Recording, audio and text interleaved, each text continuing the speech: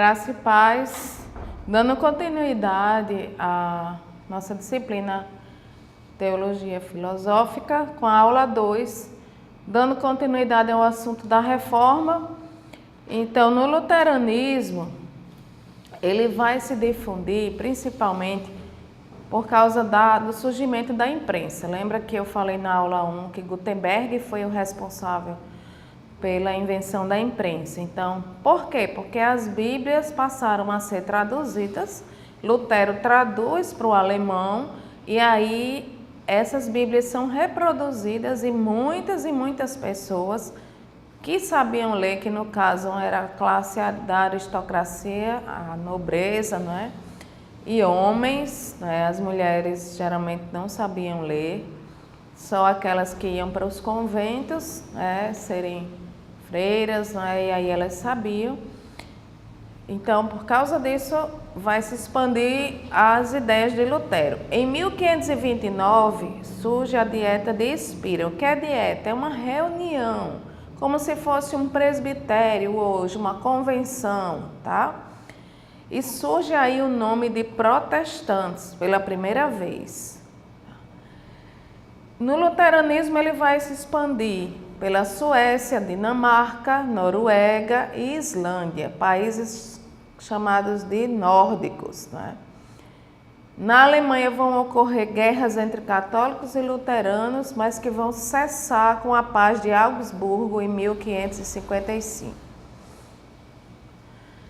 Temos também a reforma calvinista. O segundo movimento da reforma é a reforma calvinista, que tem dois representantes principais. Apesar de se chamar calvinista, né, também Zwinglio, um reformador, é responsável por essa reforma.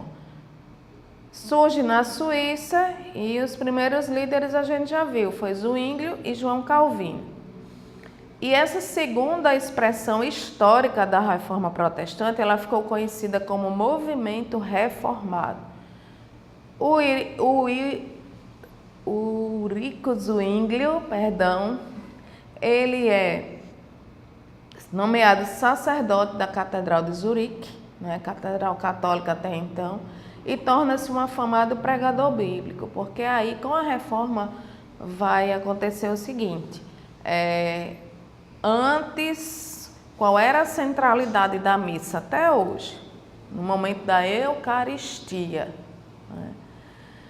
Agora passa a ser o púlpito. Com a reforma protestante, o momento mais importante do culto, da celebração religiosa, será a pregação bíblica. Até hoje, né? Nós temos essa centralidade, principalmente nas igrejas que vêm da reforma protestante inicial. E aí Zwinglio vai questionar duas coisas: o jejum da quaresma, né, que é aquela abstenção após a semana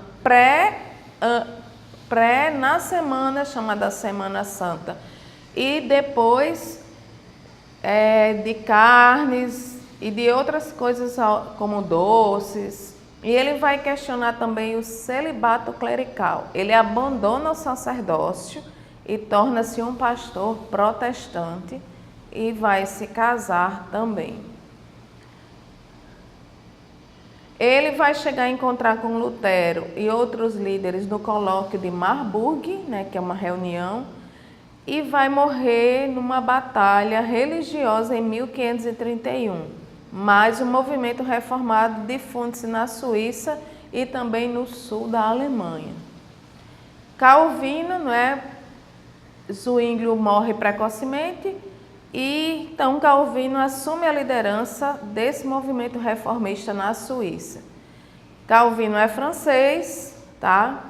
Estudou Humanidades e Teologia em Paris, estudou Direito também em outras cidades e retorna a Paris para retomar seus estudos humanísticos.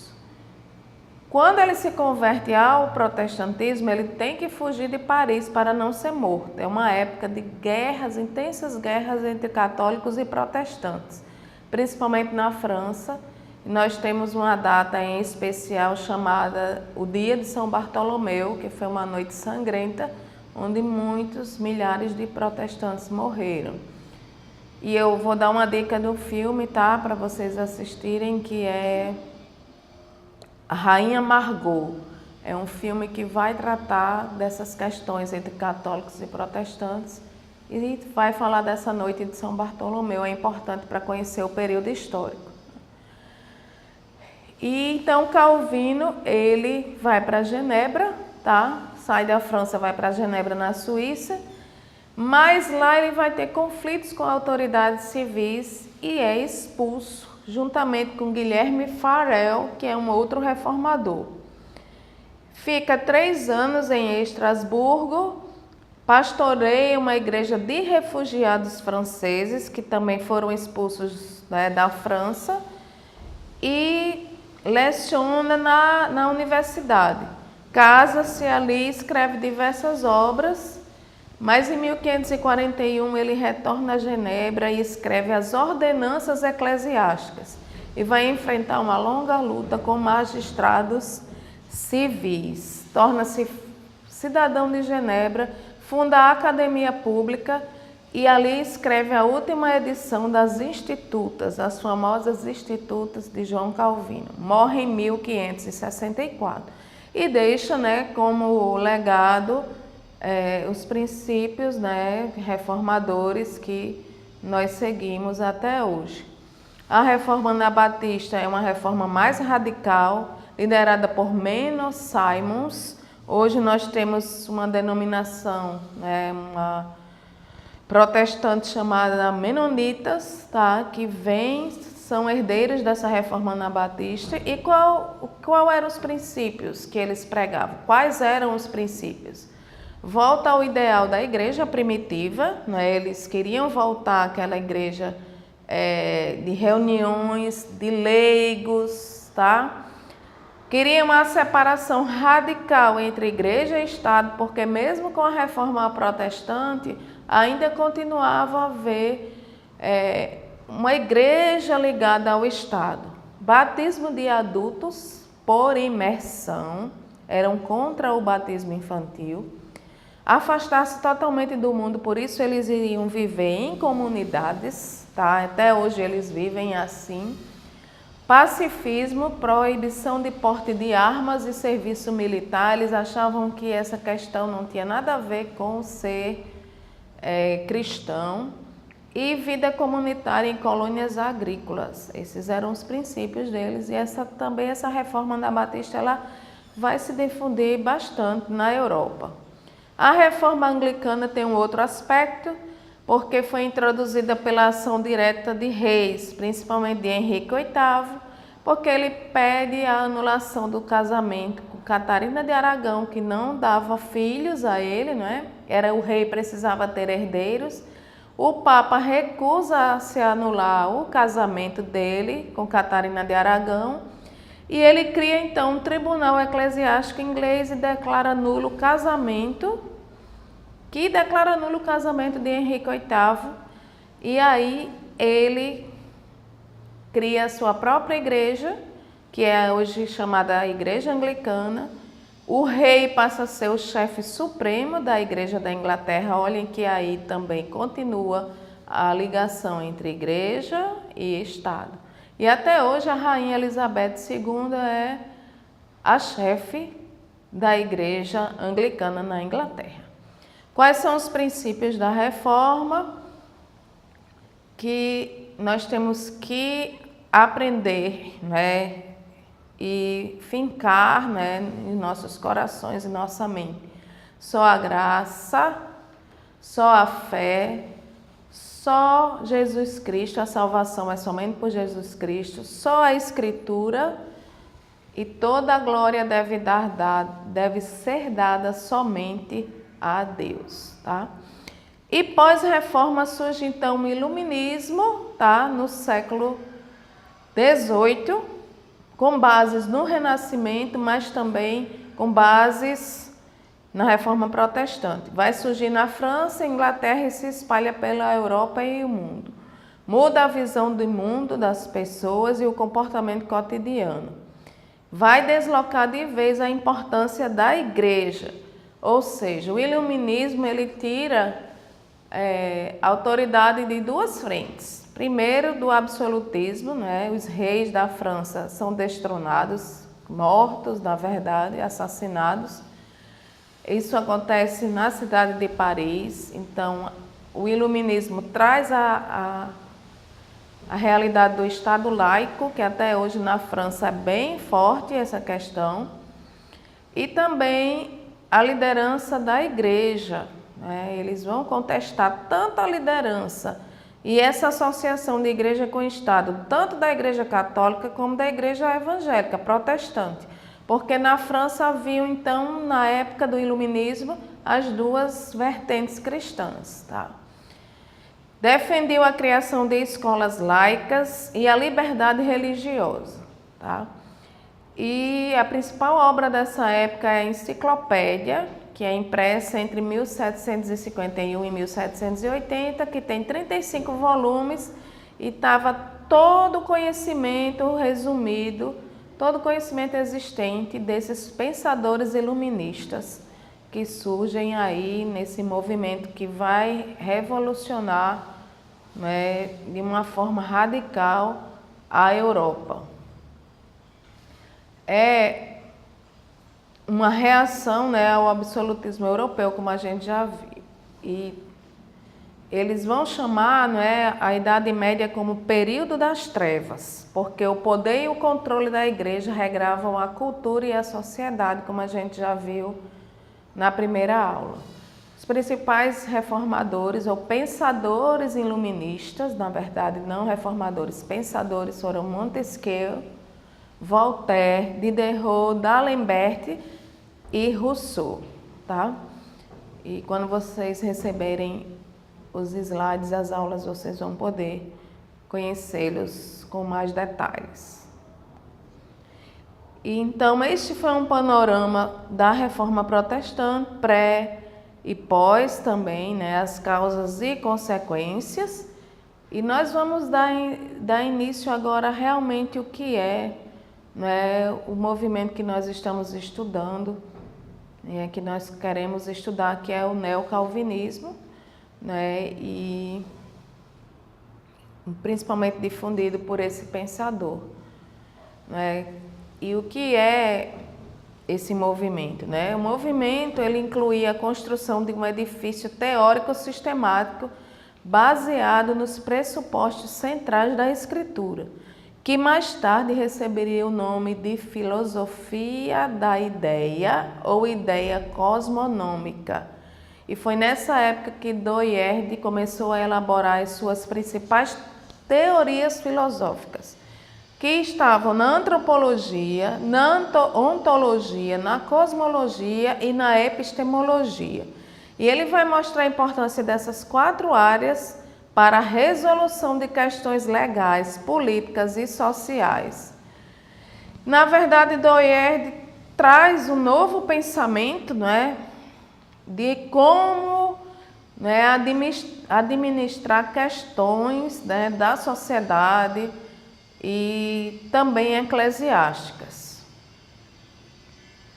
E quem foi esse homem, né? Ele vai trazer a seguinte ideia, qual a importância dele. Antes, né, havia o pensamento trazido pelo iluminismo, né, um pressuposto dogmático iluminista de que o pensamento teórico, que tanto científico como filosófico, deve ser neutro e autônomo. Mas Doyerd afirmava o seguinte: o caráter cristocêntrico do conhecimento, sem o qual a inquirição filosófica ou científica estaria incompleta. Para Doyerd é o seguinte: a ciência, a filosofia, elas não podem caminhar sozinhas. Elas precisam fazer um diálogo com as bases do cristianismo, porque o conhecimento, né, e o caráter cristocêntrico devem moldar todas as esferas da sociedade. Ou seja, a esfera política, a esfera econômica, a esfera social, a esfera religiosa devem ser moldados pelo caráter cristocêntrico.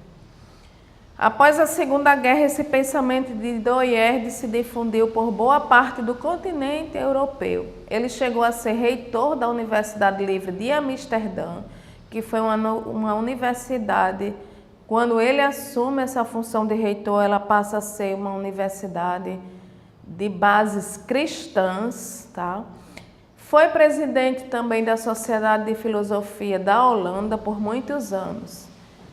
E em 1948 ele recebeu o título da Academia Real Holandesa de Ciência e Artes. E nós sabemos quão importante as ideias de Doierdi, né, da sua nova forma de ver a filosofia e o debate entre filosofia e teologia marcaram a Holanda e a Europa naquele tempo. A sua influência vai para a América do Norte, né, porque vários alunos vieram dos Estados Unidos para estudar nessa Universidade de Amsterdã e quando eles voltavam, né, para a América do Norte, eles levavam essas ideias principalmente para o Calvin College, ou um instituto, né, de estudos cristãos também em Toronto, no Canadá, e o Calvin College em Grand Rapids, uma cidade do estado do Michigan, ali nos Estados Unidos. Então, Doierdi ele vai produzir, né, muitos artigos, mais de 200 livros ele vai escrever sobre teologia legal, sobre política, sobre ontologia, filosofia da história, filosofia da ciência, sociologia, antropologia, filosofia da religião e teologia. Toda a sua vida, não só acadêmica, mas toda a sua vida como um todo, acadêmica e religiosa, foi engajada ao serviço de Cristo na esfera cultural, pois ele defendia o princípio de que o cristianismo tem que influenciar a sociedade. E não o inverso, a sociedade influenciar o cristianismo. Então, ele teve a sua importância na Holanda e morre, não é? Vai continuar produtivo até a sua morte. Ele morre em 1977, criou vários simpósios filosóficos, né? Teve uma importância.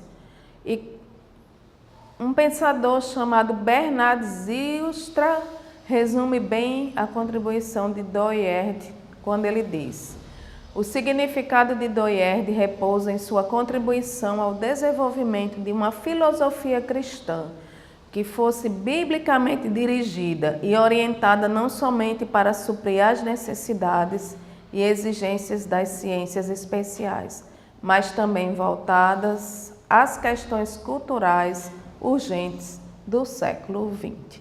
Nós encerramos a aula 2 por aqui, né, com esse panorama sobre a vida e obra de Doierdi. Retornamos na aula 3 com o desenvolvimento das ideias deste pensador cristão importante para a história da Igreja.